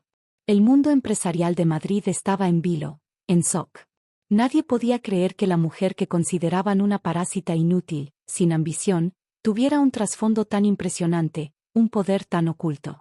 Los periódicos y portales de noticias volvieron a dedicarle ríos de tinta a mi historia, pero esta vez no eran críticas ni compasión, sino admiración y asombro. Me llamaban la empresaria misteriosa, el ave fénix, renacida de las cenizas de la traición. Mi rostro apareció en las portadas de prestigiosas revistas de negocios, y mi historia se convirtió en una fuente de inspiración para millones de mujeres en todo el mundo, un testimonio de resiliencia y fortaleza. No presté atención a los halagos ni a la fama repentina. Sabía que el camino por delante estaba lleno de espinas, de obstáculos. Hacerme cargo de un grupo como Vega no era tarea fácil, requería dedicación, aprendizaje constante y un esfuerzo sobrehumano. Tuve que aprender, esforzarme 100.000 veces más que antes. Me sumergí en el trabajo como una polilla en la luz, con una pasión renovada. De día, reuniones interminables, revisión de proyectos complejos, resolución de problemas urgentes. De noche, estudiaba informes financieros, documentos del mercado inmobiliario, devorando cada pieza de información. Mi suegra, doña Isabel, se convirtió en mi mejor consejera, mi mentora. No intervenía directamente en la gestión diaria, pero sus consejos, su valiosa experiencia y su aguda intuición me ayudaron enormemente. Me enseñó a leer a las personas, a negociar con astucia, a tomar decisiones audaces, pero nunca temerarias. Poco a poco, demostré mi valía, mi capacidad de liderazgo. Bajo mi dirección, el Grupo Vega no solo no se vio afectado por el cambio en la cúpula, sino que experimentó un crecimiento espectacular, superando todas las expectativas. Implementé nuevas estrategias de negocio, audaces y efectivas, que revitalizaron la empresa. Los nuevos proyectos se lanzaron con éxito, generando enormes beneficios y consolidando nuestra posición en el mercado. Los accionistas, inicialmente escépticos ante mi inexperiencia en el sector, ahora confiaban plenamente en mí y me apoyaban sin reservas. Mientras tanto, el juicio contra Javier y sus cómplices llegó a su fin. Con pruebas irrefutables y la indignación pública como telón de fondo, el tribunal dictó una sentencia muy severa. Javier Alonso fue condenado a 15 años de prisión por estafa y apropiación indebida, un castigo ejemplar.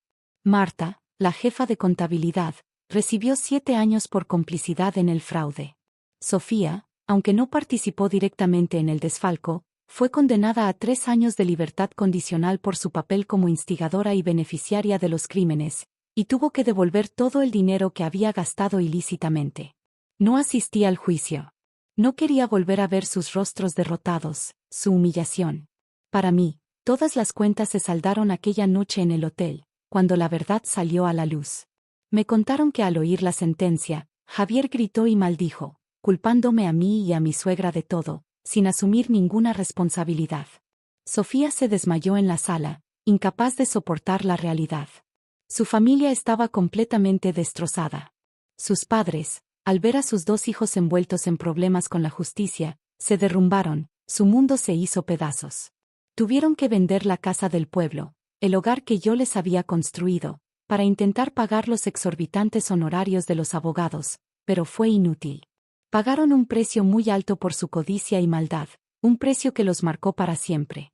Una tarde, a punto de salir de la oficina, recibí una llamada de un número desconocido. Era mi madre. Su voz sonaba vacilante, con un matiz de preocupación.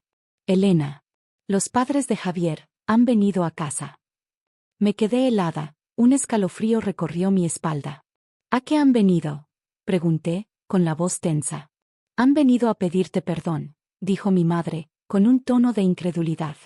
Están arrodillados en la puerta, llorando, diciendo que se equivocaron, pidiendo que los perdones y salves a Javier. Los vecinos se han arremolinado a mirar. ¿Qué? ¿Qué hacemos, hija? Guardé silencio por un momento. Una mezcla de emociones me invadió, sorpresa, un atisbo de compasión, pero también una firmeza inquebrantable. ¿Perdonar? Después de todo lo que me habían hecho, de la humillación, la traición, el robo. Mamá, dije con voz tranquila, pero con una autoridad que me sorprendió a mí misma. Por favor, diles que yo no decido el destino de Javier, lo decide la ley, y que no tengo el poder de perdonar sus errores. A la única persona a la que deben pedir perdón es a su propia conciencia. Diles que se vayan, por favor. No quiero verlos. Colgué el teléfono y me recliné en la silla de mi despacho, sintiendo el peso de la decisión. No soy una santa. No podía perdonar fácilmente a quienes habían pisoteado mi vida sin piedad, sin remordimientos. Pero ya no los odiaba. Habían pagado su precio, un precio justo por sus acciones. Eso era suficiente. Sus vidas, a partir de ahora, ya no tenían nada que ver con la mía. Miré por la ventana. El atardecer caía sobre la ciudad, tiñendo el cielo de tonos anaranjados y violetas. Una nueva etapa comenzaba, llena de promesas y de la satisfacción de la justicia cumplida. Otro día estaba a punto de terminar, y con él, una etapa de mi vida. Sonreí. Mi existencia ahora estaba comenzando de verdad, una vida sin engaños, sin el peso del odio, solo con el trabajo que me apasionaba, la compañía de mi suegra, que se había convertido en mi madre, y un futuro prometedor que se extendía ante mí. La vida después del juicio transcurrió con mucho trabajo, sí, pero en una profunda paz. Dediqué toda mi energía a dirigir el Grupo Vega. Bajo mi liderazgo y con el invaluable consejo de mi suegra, la compañía no solo se consolidó, sino que se expandió, convirtiéndose en uno de los pilares más sólidos y respetados del sector inmobiliario español. Tampoco olvidé mi cadena de boutiques de moda. La reestructuré por completo, abrí más sucursales en puntos estratégicos y, con una visión renovada, convertí mi marca en un referente de estilo, querida y admirada entre los jóvenes. Ya no era una mujer que vivía a la sombra de su marido, dependiente de su aprobación.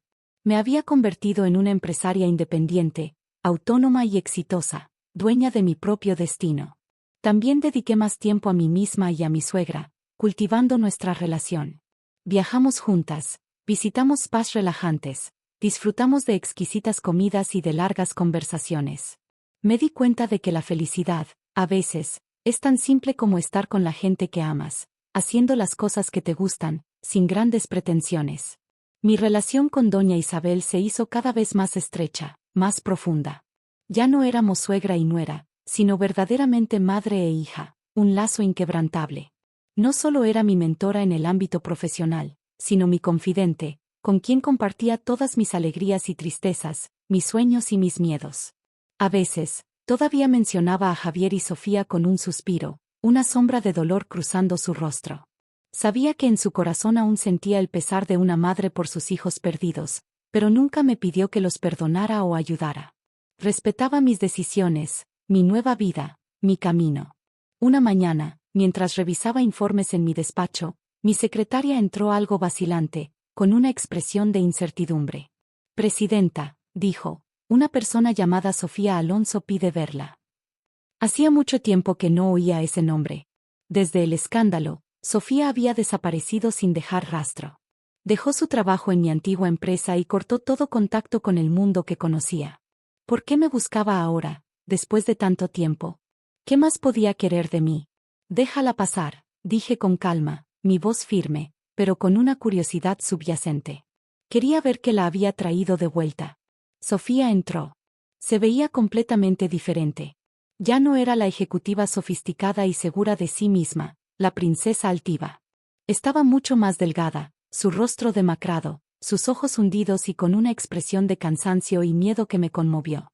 Llevaba un traje de oficina viejo, que había perdido su elegancia, su brillo. Al verme, bajó la cabeza, sin atreverse a mirarme directamente a los ojos.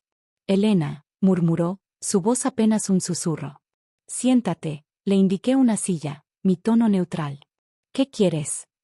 Sofía dudó un momento, y de repente, se arrodilló ante mí, rompiendo a llorar con un llanto desgarrador. Elena, lo siento. Sé que no tengo derecho a pedir tu perdón, pero estoy tan arrepentida. Te lo ruego. Por favor, sálvame. Me quedé atónita ante su acción, ante la magnitud de su desesperación. Levántate, dije, mi voz se mantuvo firme, aunque por dentro sentía una mezcla de emociones. No quería parecer magnánima, pero tampoco quería presenciar esa escena humillante, ese espectáculo de dolor. Después de un rato, Sofía se calmó, se levantó y me contó su historia, su calvario.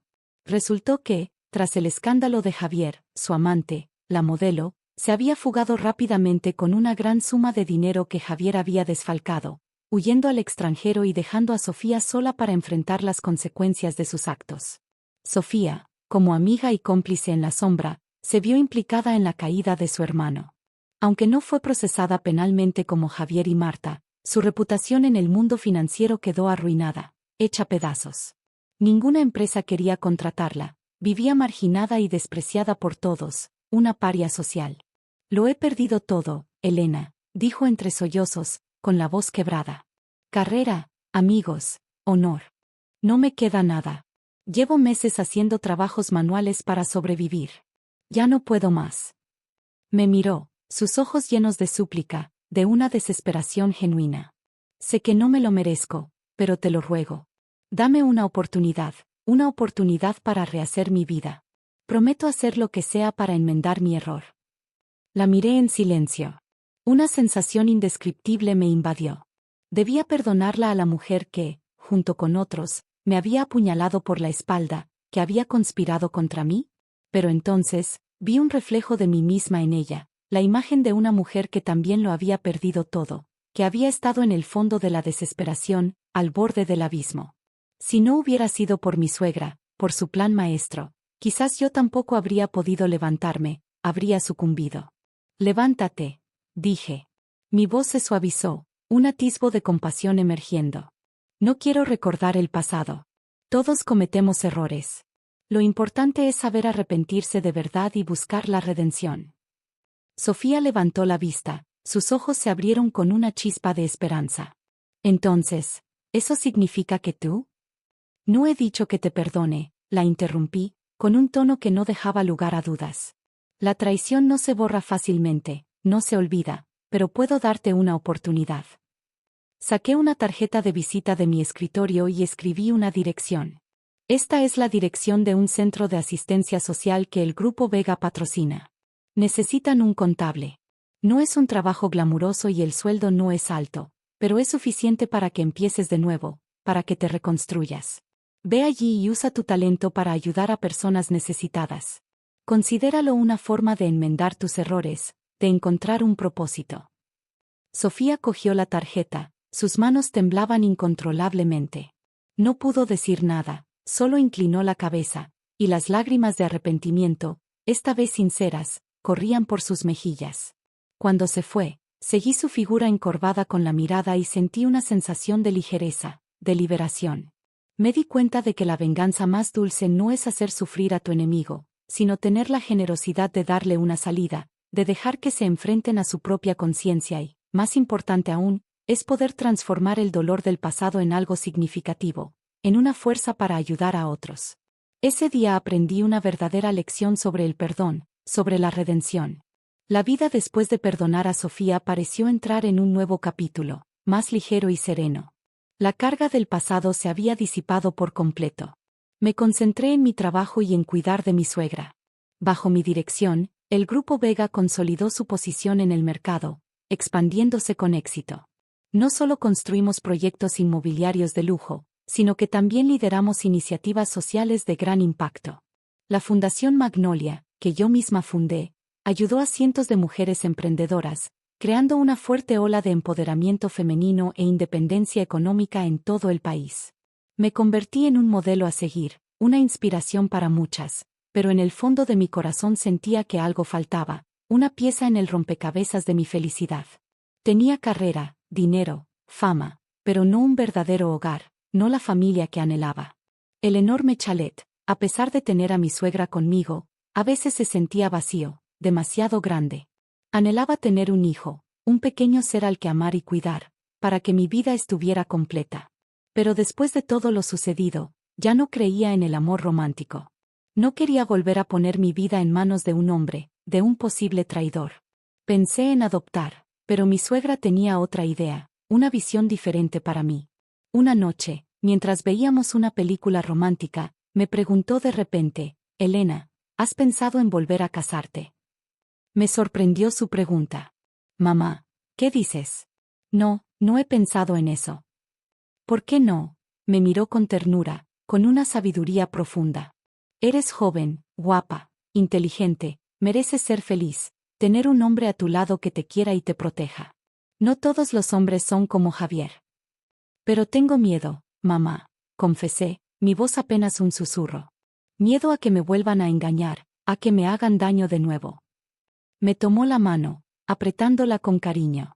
Lo entiendo, pero no puedes cerrar tu corazón para siempre por un tropiezo, por una mala experiencia. Date una oportunidad y dásela a alguien más. Hay alguien que quiero presentarte. Es un muy buen hombre. Nunca imaginé que mi suegra se convertiría en mi casamentera, en mi Celestina. El hombre que me presentó era Alejandro, el hijo de una de sus mejores amigas fallecidas. Era pediatra, 5 años mayor que yo, divorciado y criando solo a su hija pequeña. Lo había visto un par de veces en reuniones familiares, pero nunca habíamos interactuado realmente. Mi impresión era la de un hombre tranquilo, de pocas palabras, con una sonrisa amable y una mirada muy cálida, que transmitía paz. Con el empuje de mi suegra, Alejandro y yo empezamos a salir. Al principio, solo eran cafés y conversaciones triviales, explorando el terreno, pero poco a poco me sentía atraída por su sinceridad, su comprensión y su buen corazón. No usaba palabras bonitas ni me hacía regalos caros. Simplemente estaba a mi lado en silencio, escuchándome, consolándome cuando estaba cansada o abrumada. También me habló de su matrimonio pasado, del dolor y las dificultades de criar a una hija solo, de sus propias cicatrices.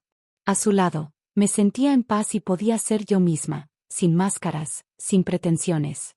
No necesitaba fingir ser fuerte ni ocultar mis heridas. Él amaba a la verdadera Elena, con mis virtudes y mis debilidades. Ana, su hija, era una niña adorable y cariñosa, llena de vida. Rápidamente se encariñó conmigo, y yo con ella. Cada fin de semana, los tres íbamos juntos al parque, al cine, a tomar helado, construyendo recuerdos. Ver la sonrisa inocente de la niña llenaba mi corazón de una calidez que anhelaba, reavivando mi deseo de ser madre.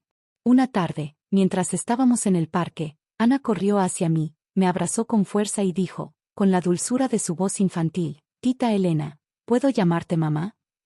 Sus palabras me dejaron sin aliento, un nudo en la garganta. Las lágrimas asomaron a mis ojos. La abracé con fuerza, asintiendo feliz. «Claro que sí, mi niña. Sería un honor». Alejandro, que estaba a nuestro lado, nos miraba con los ojos brillantes de emoción. Se acercó, se arrodilló y sacó una pequeña caja de terciopelo. Dentro había un anillo de diamante sencillo, pero exquisito, que brillaba con luz propia. «Elena, ¿quieres casarte conmigo?», dijo con voz sincera y cálida, llena de amor.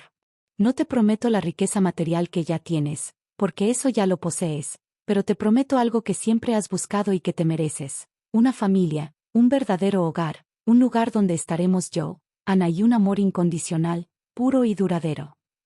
No dudé más. Asentí, con el corazón desbordado de felicidad, y le tendí la mano para que me pusiera el anillo. Una lágrima de felicidad rodó por mi mejilla. Después de tantas tormentas, finalmente había encontrado mi puerto seguro, mi refugio. Nuestra boda fue sencilla, pero acogedora, celebrada en una hermosa playa de Cádiz, solo con la familia y los amigos más cercanos.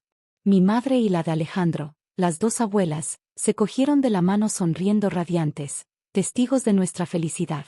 Ana, con un precioso vestido de princesa, fue la dama de honor de sus propios padres, un momento mágico. En el momento de intercambiar los anillos, bajo la espectacular puesta de sol que teñía el cielo de oro y púrpura, supe que había encontrado la verdadera felicidad. Una felicidad que no provenía del dinero o la fama, sino de la sinceridad, la comprensión, la lealtad y el amor verdadero, el que construye, no el que destruye.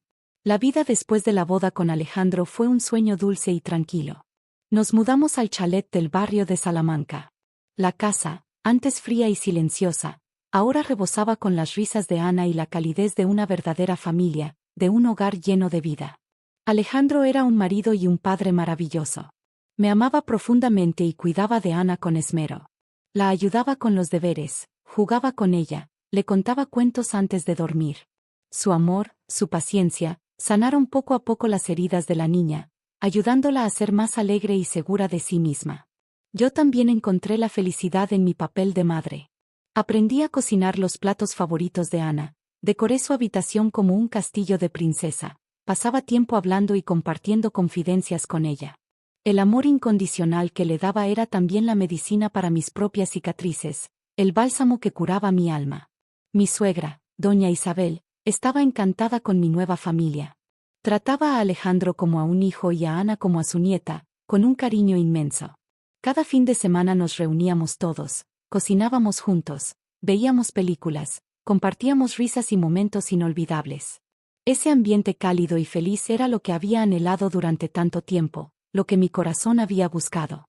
Mi trabajo en el Grupo Vega seguía siendo exigente, pero aprendí a equilibrar mi vida profesional y familiar de manera más eficiente.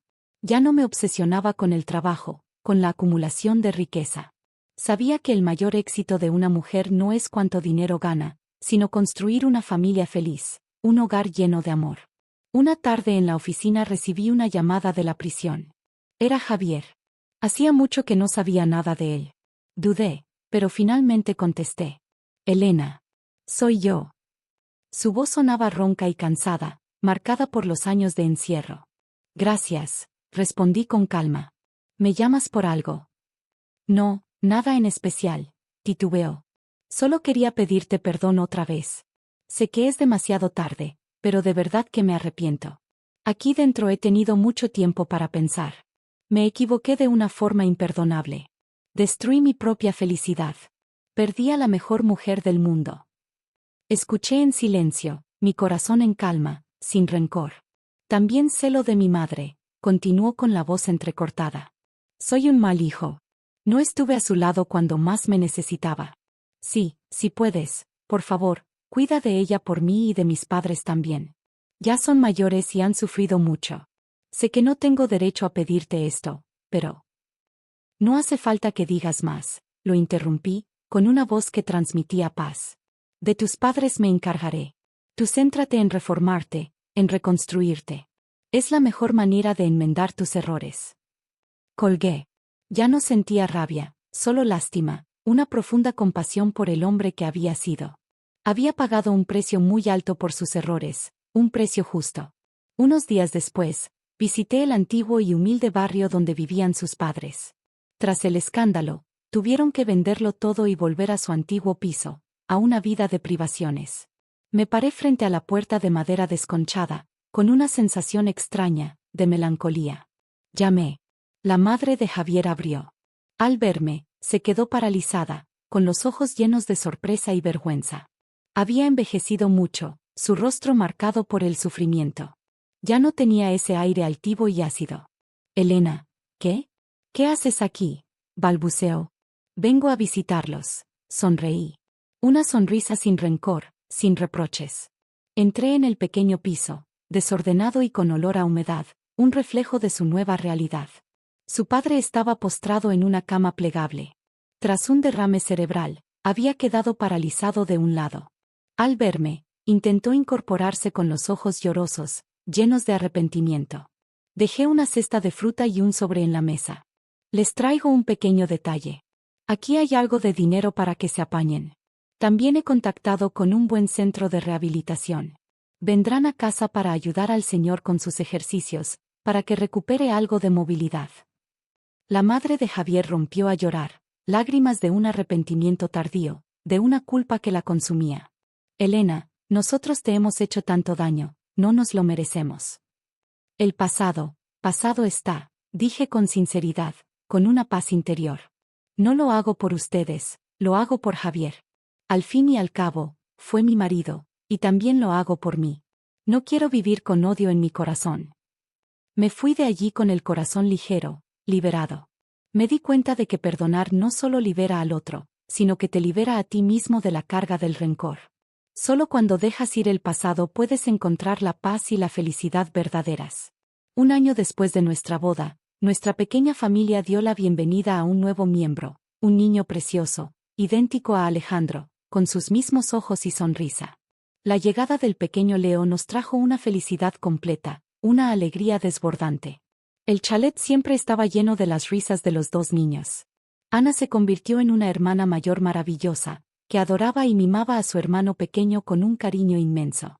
Verlos jugar juntos llenaba mi corazón de calidez y gratitud. Agradecía a la vida la oportunidad de ser madre, de experimentar ese amor sagrado e incondicional que transforma todo. Continué mi trabajo en el Grupo Vega, pero aprendí a organizar mi tiempo de manera más eficiente. Delegué más responsabilidades en mis colaboradores de confianza. Quería pasar más tiempo con mi familia, con Alejandro y los niños, porque entendía que ninguna carrera, por exitosa que fuera, puede reemplazar la felicidad y el calor del hogar. Alejandro siguió siendo un esposo y padre ejemplar, mi roca en el trabajo y en la vida, mi apoyo incondicional. Mi suegra, doña Isabel, se retiró por completo de la gestión del Grupo Vega y dedicó su tiempo a cuidar de sus dos nietos, Ana y Leo. Su mayor alegría era verlos crecer sanos y felices, disfrutando de su infancia. La Fundación Magnolia creció hasta convertirse en una organización de impacto global, un hogar para miles de mujeres emprendedoras en todo el país. Ya no la dirigía directamente, sino que había pasado el testigo a la nueva generación de líderes, actuando solo como mentora y fuente de inspiración. A veces recibía noticias de la familia de Javier.